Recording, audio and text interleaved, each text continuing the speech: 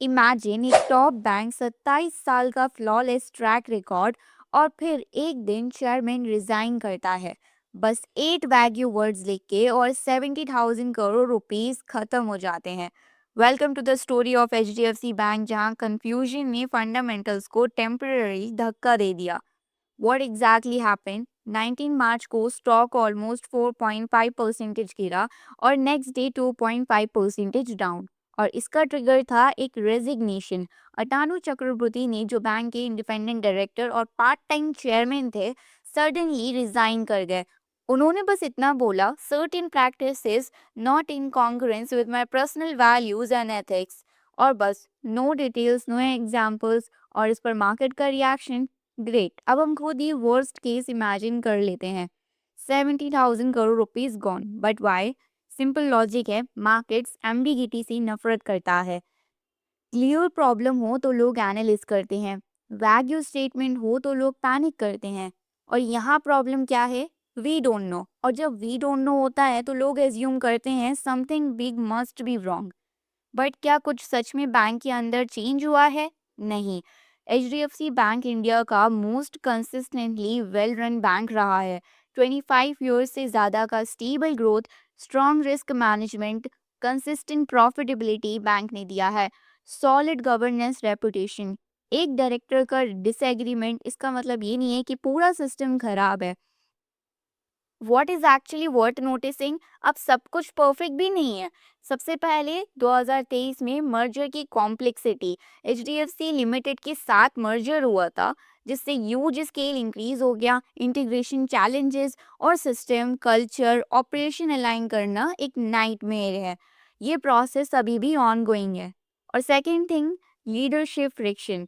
इंटीरियम chairman के mystery ने बोला मे बी रिलेशनशिप इश्यूज थे, नो सब्सटेंसिव कंसर्न्स फाउंड। यानी कुछ इलीगल या डेंजरस नहीं मिला। और थर्ड थिंग ये है कि first time mid term exit. ये पहली बार है कि एचडीएफसी बैंक के चेयरमैन बीच में चले गए। सो ऑब्वियसली लोग बोलेंगे कि कुछ तो गड़बड़ है, बट कुछ क्या है वो अभी भी मिस्ट्री है।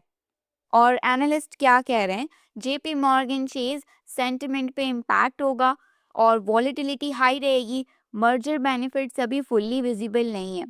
यूबीएस का कहना है कि नियर टर्म में प्रेशर रहेगा स्टॉक के ऊपर। अभी स्टॉक पे लैक ऑफ क्लैरिटी है, तो बैंक पे ये प्रॉब्लम है। और बेसिकली अभी श्योर नहीं है, बट चार्ट्स देख के सीरियस लग रहा है। फॉर म्यूचुअल फंड इन्वेस्टर्स, अगर आप डायरेक्ट स्टॉक पिकर नहीं हो, म्यूचुअल फंड्स में इन्वेस्ट करते हो, तो एचडीएफसी बैंक ऑलमोस्ट हर फंड का टॉप होल्डिंग है। Professional fund managers daily monitor कर रहे हैं। अगर रियल इश्यू होता दे एडजस्ट। अब आगे किन चीज़ें ट्रैक करनी है? परमानेंट चेयरमैन अपॉइंटमेंट, बोर्ड का फाइनल स्ट्रक्चर क्या होगा, और एनी फर्दर डिस्क्लोजर अगर अटानु चक्रवर्ती कुछ और बोलते हैं। Third thing is merger integration process, numbers actually improve हो रहे हैं या नहीं। स्टॉक प्राइस का डेली मोस्टली नॉइज ही होता है। So what should you do? Do nothing भी एक डिसीजन होता है। पैनिक सेलिंग का मतलब है रिग्रेट मशीन। ब्लाइंड ऑप्टिमिज्म यानी डिनायल मशीन। तो बेस्ट अप्रोच रहेगा वेट एंड वॉच। और अगर हम रैप अप करें तो एक वैग्यू रेजिग्नेशन ने 70,000 करोड़ रुपीस गॉन कर दिए, पर बैंक की रियलिटी अभी भी वही है, slightly misunderstood but stable. Market कभी कभी ओवर रिएक्ट करते हैं और ह्यूमंस, वेल, वो तो हमेशा करते हैं। ये वीडियो सिर्फ एजुकेशनल पर्पस के लिए है, स्टॉक रिकमेंडेशन या बाइंग एडवाइस नहीं है। कोई भी इन्वेस्टमेंट डिसीजन लेने से पहले एक सर्टिफाइड फाइनेंशियल एडवाइजर से कंसल्ट करें। और अगर आपकी वीडियो हेल्पफुल लगा तो लाइक करें, शेयर करें और चैनल को सब्सक्राइब करें। Thanks for watching.